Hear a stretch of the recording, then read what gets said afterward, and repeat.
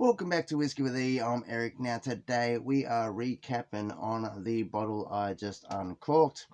Now for everyone that missed it, we opened up a older bottling of Galway Pipe Yalumba Port, bottled at 18.7%.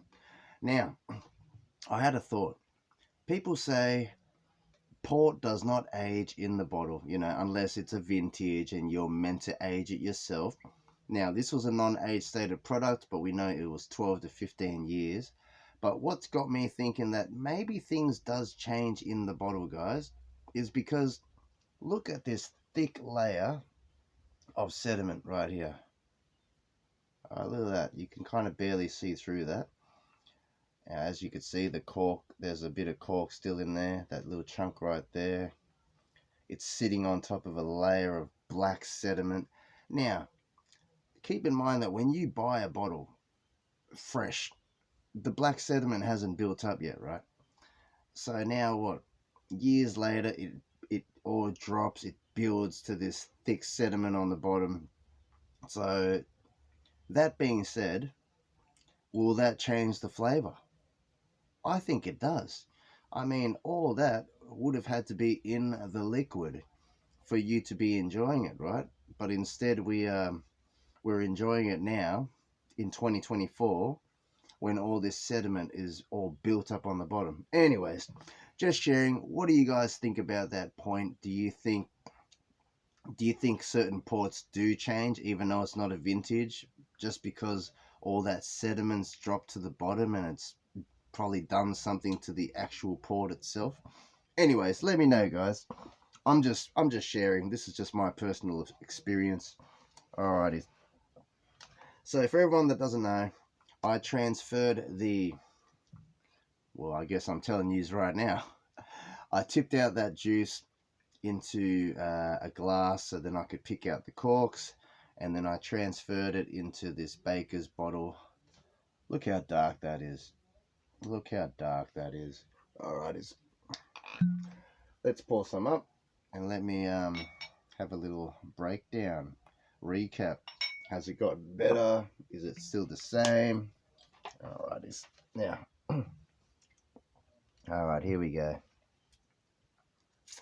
Man, that color is a beautiful dark tawny color, guys. Look at that. Real coppery, real dark. If that was a bourbon, you'd be like, wow, must be a cherry barrel finish or something. Alright, let's get right onto it on the nose. Honestly, when I'm nosing this now, and I'm thinking like of a sweet bourbon, because you're getting that booziness, but it's not quite overpowering like a barrel proof or anything like that. But you're getting so much sweetness. There's like raisins, there's dates, there's like a plummy note.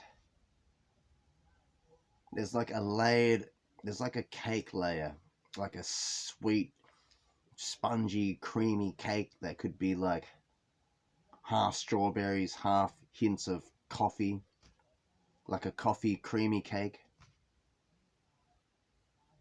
You know what? It just noses like a really good bourbon, a really sweet bourbon, but it's not a bourbon. But that must just be like those vanilla-y notes, the caramel notes.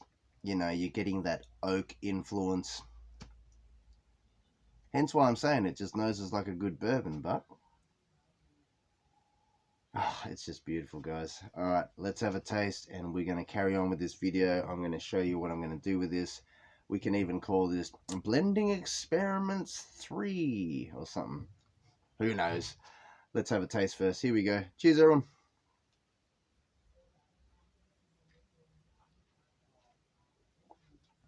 I mean, texture isn't necessarily so thick.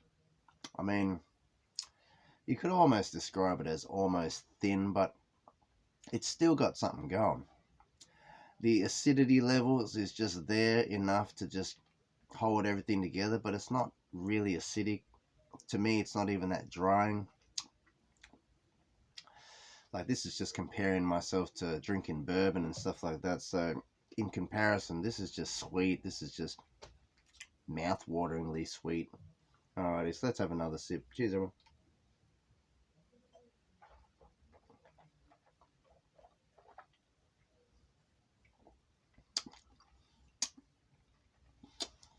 If only more coffee notes or more chocolatey notes came out. This, to me, I'm getting that there's like a bright element here. So all those sweet notes, it's like raspberries or something like that. It's really sweet for what it is. I mean, the taste is a whole lot sweeter and brighter than what it noses like. Like on the nose, you could almost say it's just like a bourbon, guys. I mean, you could break down bourbon like, oh yeah, slight tobacco notes, the caramel, the vanilla, the oak, all that. But on the palate, it's just sweet, but smooth, very elegant. There's no edges around this. There's none of that bad acidic notes. It's not drying. You know what? I like this. I'm kind of happy that I did get to try it, because otherwise it's just going to be sitting on your shelf, right? Alrighties, now, for everyone that remembers, I had that bit of Australian red gum wood. Now, I just broke it up into little pieces using a giant butcher's knife. It was the only technique I knew how to do this.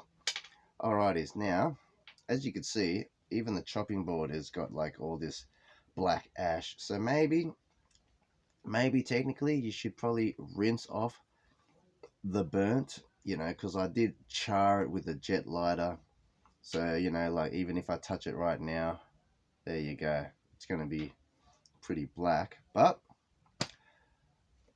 I don't really want to wreck it with water. I don't want water to absorb into the wood. I mean, I could lightly rinse it, but so I'm just going to go all out. We're just going to stick it into a glass. And then, oh dear, lucky that didn't break. All right. We have a fingerprint filled glass.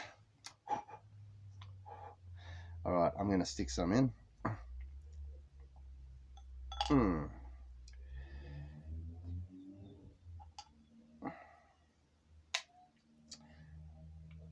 I mean, do I want to use it all? That's the question. I don't really want to use it all. We're just going to use a few pieces there.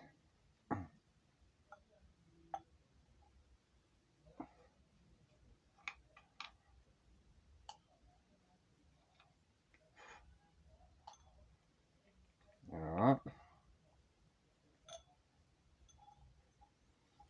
There you go. So essentially, we just layered it in there. We're gonna... Now we'll grab the Galway pipe. Alright, so this experiment is essentially to see what the Australian red gum wood does, to the port itself, and essentially to see what the red gum wood with all that port absorbed into the wood is going to do to future bourbon or scotch. Now, see red gum. Can you guys see that reddish tinge? There's a red tinge to the wood, and that is why it's Australian red gum. There you go. Alrighties, let's open this up. Let's tip some in, and let's get this experimentation on the way. Alright, this is normally the stuff that I do off camera, This is the fun things that I like to experiment with. Normally, I don't really make a video on this, but I thought, you know what? Since I'm sharing my journey with you, I want to show you what I'm doing. So, here we go. We're going to just tip that in there like so.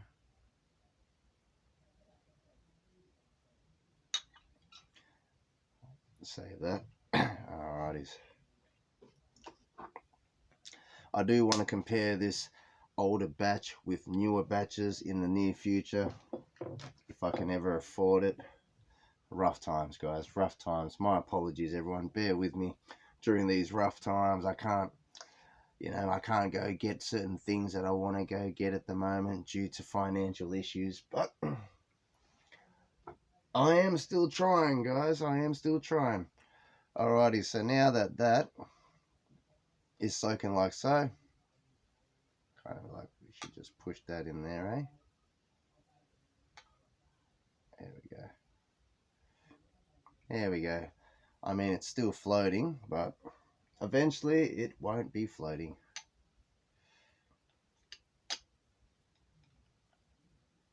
Alright.